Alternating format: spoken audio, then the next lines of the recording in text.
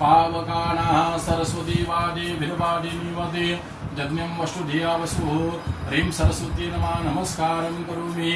घण्टाशूलहलानि शङ्खमुसले चकरं धनुस्सायकम् हस्ताब्जे धरतीं घनान्त्यवलसाक्षेतां श्रुतदियप्रभां गौरी देहसमुद्भवां त्रिजगदामाधारभूता महा पूर्वामत्र सरस्वती मनुमजे शुंभादिदैत्याद्रीं ह्रीं सरस्वती नमः स्मरणपूर्वक नमस्कारं करोमि। आता श्री सत्यनारायणाच्या कथेला आरंभ होत आहेत। गजानला नमस्कार असो, सत्यनारायणाला नमस्कार असो। एकदा नैमिषारण्या शौनक वगैरे भूतांना विचारले, मुनीश्रेष्ठा मनातील सर्व फले कोणत्या व्रताने मिळतात ते आम्हाला सांगावे। त्यावर सूत काय सांगतात ऐकावे। पूर्वी नारदाने हाच प्रश्न महाविष्णूंना विचारला होता, ती हकीकत मी तुम्हाला आता सांगत आहे। एकदा नारद मुनी पृथ्वीवर हिंडत असता, तेथे अनंत जन्म घेऊन सर्वजण आपापल्या पाप कर्माप्रमाणे दुःख भोगीत आहेत असे त्या नारदाला दिसले आणि नारद मुनी वैकुंठात विष्णूकडे गेले आणि विष्णूची स्तुती करण्यास आरंभ केला। शंख चक्र पद्मधान असल्या महाविष्णूस माझा नमस्कार असो। हे भगवंता, हे नारायणा, आपली जर माझ्यावर कृपा असेल तर पृथ्वीवरील लोकांचे सर्व दुःखे कसे नाहीसे होतील असा मला त्वरित उपाय सांगावा। ते ऐकून नारदाला विष्णू म्हणाले, हे नारदा, मी आता तुझ्यावर प्रसन्न झालो आहे। स्वर्गात व मृत्यूलोकात कुणालाही माहीत नसलेले असे हे पुण्यकार व्रत मी आता तुला सांगत आहे। हे व्रत करणारा सर्व काळ सुख भोगून शेवटी मोक्षपदा जातो। हे व्रत दुःखांचे नाश करणारे असून धन धान्य सौभाग्य संतती देणारे आहेत। याला सत्यनारायणाचे पूजन असे म्हणतात। याचे पूजन सूर्यास्तानंतर करावे। त्यानंतर केळी दूध तूप साखरेचा समप्रमाणात नैवेद्य अर्पण करावा। आपल्या बंधू बांधव परिवार मित्र यांच्यासह सत्यनारायणाची कथा श्रवण करावे। तीर्थप्रसाद घ्यावा। नंतर सर्वांसह भोजन करावे। सत्यनारायणाची पूजा देवळात अगर पवित्र जागी करावी। हे व्रत केल्यावर सुद्धा मनुष्याच्या सर्व इच्छा सत्यनारायण पूर्ण करतात। या कलियुगामध्ये सर्व जीवांचा दुःखनाशांचा भगवंत आपल्याला एक सोपा उपाय सांगत आहे। हरे नमः स्कंद पुरारेवा खंडातील प्रथमाध्याय हा सत्यनारायण भगवान की जय। पुढे भगवंत काय सांगतात ते ऐकावे।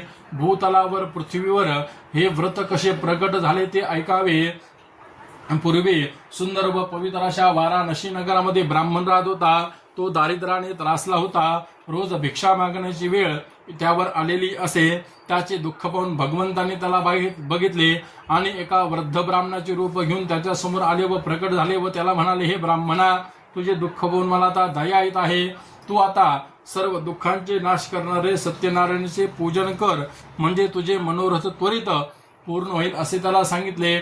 व्रत कशी करावे केव्हा करावे हेही सविस्तर सांगितले आणि भगवंत तिथून अंतर्धात पावले। नंतर तो ब्राह्मण दुसऱ्या दिवशी संध्या स्नान करून शुचिर्भूतून आपल्या नगरामध्ये निघून गेला आणि मनामध्ये मी सत्यनारायणाचे पूजन करेल असा निश्चय करून भिक्षेला निघून गेला।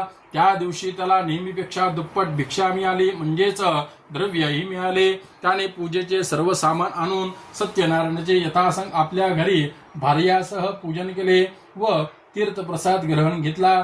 त्यामुळे तो दारिद्र्यातून पूर्ण सुखी झाला व प्रत्येक पौर्णिमेला तो सत्यनारायणाची पूजाही करू लागला। एकदा तो पूजा करत असताना एक मुळीविक्या तहान लागली म्हणून त्या ठिकाणी आला। दाराबाहेर मुळी ठेवली, घरामध्ये गेला आणि त्याच्याही दृष्टीमध्ये सत्यनारायणाचे व्रत पडले। त्याने ती माहिती विचारून घेतली, तीर्थप्रसादही घेतला, कथाही श्रवण केली व मला ही संपत्ती नाही, हे जर व्रत मी केले तर ती मला प्राप्त होईल का असाही प्रश्न त्याने त्या ब्राह्मणाला विचारला आणि त्यांची मनोरथ मनोकामना पूर्ण होईल असंही ब्राह्मणाने त्याला सांगितले। दुसऱ्या दिवशी तो मुळीविक्या आपल्या नगरामध्ये डोक्यावर मुळी घेऊन फिरू लागला आणि मनामध्ये ओम श्री सत्यनारायणाय नमः असा चिंतन करू लागला। धनिक लोकाच्या नगरामध्ये नेहमीपेक्षा त्या मुळीविक्याला दुप्पट द्रव्य मिळाले। तेव्हा त्याने सर्व उत्तम सामान आणून उपाध्यायाला बोलून घेतले व इष्ट बांधवासह आपल्या घरामध्ये सत्यनारायणाची पूजाही केली। त्या व्रताच्या प्रभावामुळे तो मुळीविक्या पृथ्वीवर परम सुख पावून शेवटी मोक्षालाही गेला। हरे नमः स्कंद पुरारेवा खंडातील तृतीय अध्याय. सत्यनारायण भगवान की जय. आता सूत पुढे काय सांगतात ऐकावे. मुनी हो, आणखी एक कथा सांगत आहे, ऐकावे. पूर्वी उल्का मुख नावाचा एक सत्यव्रती भक्तिमान राजा होता. त्याची पत्नी पतिव्रता व लावण्यवती होती. एक दिवस तो राजा नदीच्या तीरावर सत्यनारायणाची पूजाही करू लागला.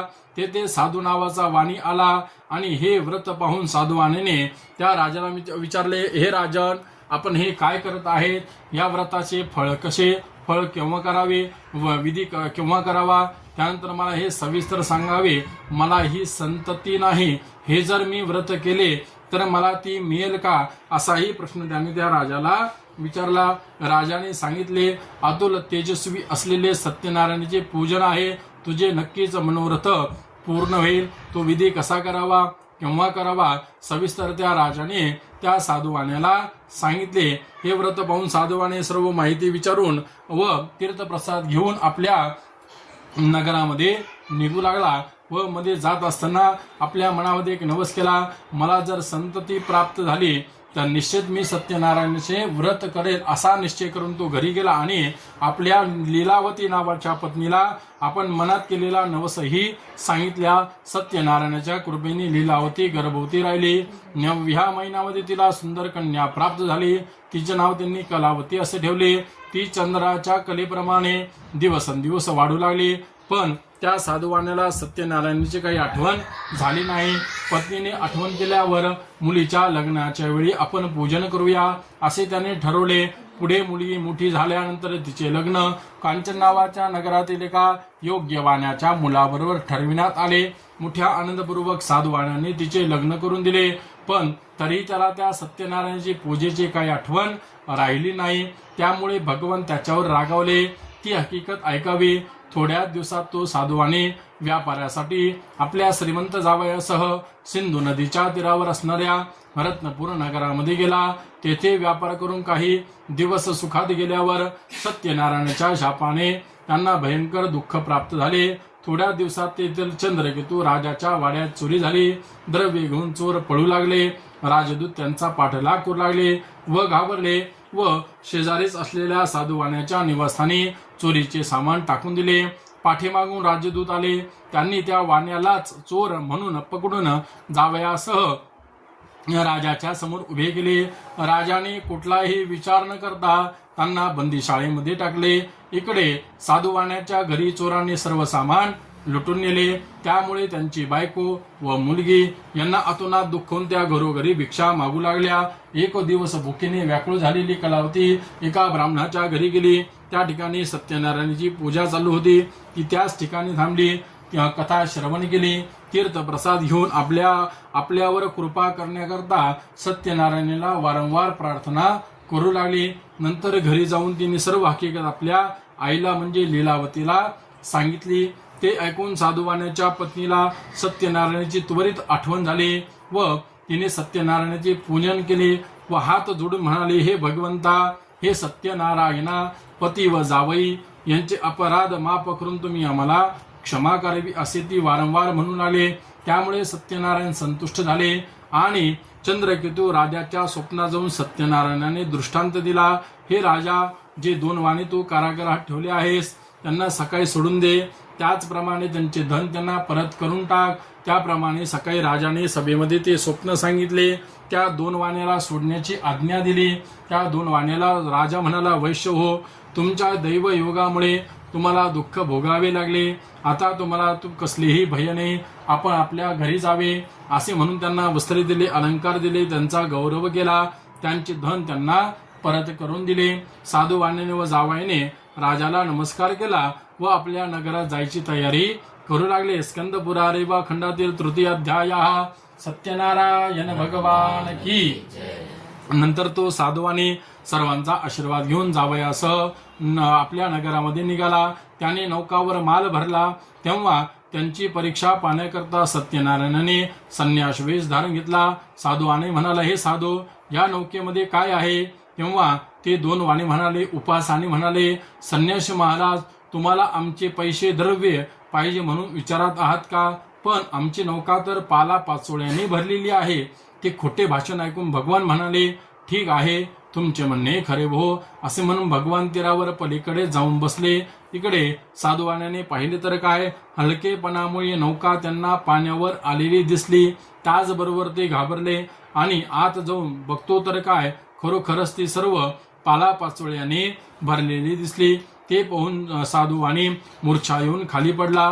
त्यानंतर त्यांचा जावई म्हणाला, महाराज उगीच शोक करत बसू नका. आपण त्या संन्याशाला खोटे बोललो म्हणून हे घडले असावे. आपण आता त्यालाच शरण जाऊया.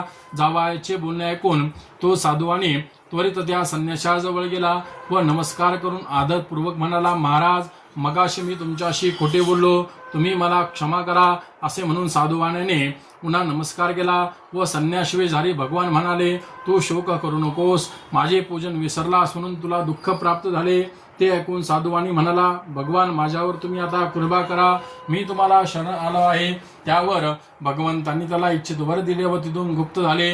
नंतर तो साधुवाणी नौकेवर आत जाऊन बघतो काय, पुन्हा ती नौका द्रव्याने भरलेली दिसली. सर्वजण अतिशय आनंदित झाले व आपल्या नौका पाण्यामध्ये लोटून घरी जाण्यास सिद्ध झाले. त्यानंतर नगराच्या जवळ तीरावर आल्यानंतर त्याने एक दूत घरी आपल्या पत्नीला कळविण्याकरता पाठविला. दूताने सांगितलेले वर्तमान ऐकून साधुवाण्याची बायको पतीला दर्शनासाठी बंदरावर निघून गेली. जाताना मुनीला तू सत्यनारायणाची पूजा कर असे म्हणून घाईने निघून गेले. आईने सांगितल्याप्रमाणे कलावतीने सत्यनारायणाची पूजा केली, पण पतीच्या दर्शनाला उत्सुक असल्यामुळे तीर्थप्रसादाचा त्याग करून बंदरावर निघून गेली. त्यामुळे रागवलेला सत्यनारायण प्रभूने तिचा पती असलेली नौका पतीसह पाण्यामध्ये बुडून टाकली. ते पाहून कलावती व जमिनीवर पडली. भयभीत झालेला साधुवाणी त्यांची पत्नी हा प्रकार पाहून आश्चर्य करू लागले. एवढ्या कमी वेळामध्ये कुणाची अवकृपा झाली असावी. सत्यनारायणीच तर माझी ही नौका नाहीशी केली नसावी असा तो साधुवाणी म्हणू लागला. हे भगवंता, हे सत्यनारायणा, मी तुला आता शरण आलो आहे. हे संकट जर टळेल तर मी आता सांग तुझी म्हणजे सत्यनारायणाची पूजा करेल. ते ऐकून दीनदयाळू सत्यनारायण आकाशवाणीच्या रूपाने म्हणाले, हे साधू, तुझी कन्या तीर्थप्रसादाचा त्याग करून पतीच्या दर्शनासाठी आली आहे म्हणून हा प्रकार घडला आहे. ती घरी जाऊन तीर्थप्रसाद घेऊन येईल तर तिला तिचा पती निश्चित प्राप्त होईल. ही आकाशवाणी ऐकून कलावती घरी गेली, तीर्थप्रसाद घेतला, पुन्हा बंदरात आली. तोच तिचा पती स्वजनांसह तिच्या दृष्टीमध्ये पडला. मग ते सर्वजण अतिशय आनंदित होऊन आपल्या घरी निघून गेले. नंतर तो साधुवाणी प्रत्येक पौर्णिमेला व संक्रांतीला सत्यनारायणाची पूजा करू लागला. त्या लोकी तो सुखी झाला व शेवटी मोक्षाला गेला. स्कंदपुरारेवा खंडातील चतुर्थाध्याय. सत्यनारायण भगवान की सूत पुढे काय सांगतात ऐकावे. पूर्वी अंगध्वज नावाचा एक प्रजाहित दक्ष राजा होता. एकदा तो शिकार करून येत असता एका वडाच्या झाडाजवळ काही गवळी भक्तिभावाने त्याला पूजा करताना दिसले, परंतु राजा पुढे गेला नाही, सदा नमस्कार केला नाही. तरी सुद्धा त्या गवळ्यांनी राजाच्या पुढे असत्यनारायणाचा प्रसाद आणून ठेवला. नंतर त्या गवळ्यांनी आपापल्या बांधवासह मित्रांसह तीर्थप्रसाद आनंदाने भक्षण केला.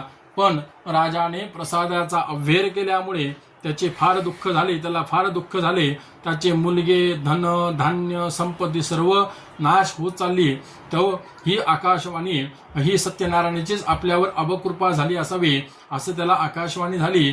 आणि तो राजा त्वरित त्या गवळ्यांजवळ गेला आणि क्षमा मागून सत्यनारायणाची प्रार्थना केली. उपाध्यायाला बोलून घेतले आणि ज्या ठिकाणी सत्यनारायणाचा प्रसादाचा अपमान झाला त्याच ठिकाणी सर्व गवळ्यांजवळ जाऊन बोलून सर्वांना भक्तियुक्त अंतःकरणातून त्याने त्याच ठिकाणी सत्यनारायणाचे पूजन पुन्हा केले. त्यामुळे अंगध्वज राजा धन, पुत्र, ऐश्वर्याने संपन्न झाला. त्या लोकांत तो सुखी झाला व शेवटी सत्यनारायण पुरातही गेला. जो कोणी अति दुर्लभ असे हे सत्यनारायणाचे व्रत करतो, फल देणारी कथा भक्तिभावाने ऐकतो, त्याला सत्यनारायणाच्या प्रसादाने धन, धान्य वस्तूंचा लाभ होतो. दारिद्र्याला धन मिळते. जो बंधनात असेल तो बंधनातून मुक्त होतो. जो भीतिग्रस्त असेल तो भयमुक्त होतो. यात काही संशय नाही. त्याला इच्छित फल प्राप्त मिळते. त्याला सत्य लोकही प्राप्त होते. मुनी हो असे हे सत्यनारायण व्रत मी तुम्हाला सांगितले आहे. हे व्रत केले असता मनुष्य सर्व दुःखातून मुक्त होतो. विशेषतः कलियुगांतमध्ये सत्यनारायणाची पूजा फल देणारे आहेत. कोणी याला सत्यनारायण म्हणतात, कोणी काल म्हणतात, कोणी सत्यदेव म्हणतात, तर कोणी ईश म्हणतात, तर कोणी सत्यदेवही म्हणतात. याचे जो नित्य पठन किंवा श्रवण करील त्याची सर्व पापे सत्यनारायणाच्या प्रसादाने नाहीश होता. यातही काही शंकाच नाही. हरे नमः. स्कंदपुरा रेवाखंडातील पंचमाध्याय. सत्यनारायण भगवान की जय. एक फूल अक्षदा सत्यनारायणाच्या फोटोला वाहून द्या. इदं विष्णुरविचकरमेत्रे धानि दधे पदम् समूढमस्य पाकुसुरे सभा. 2 वेळेस ताटामध्ये पाणी सोडून द्या.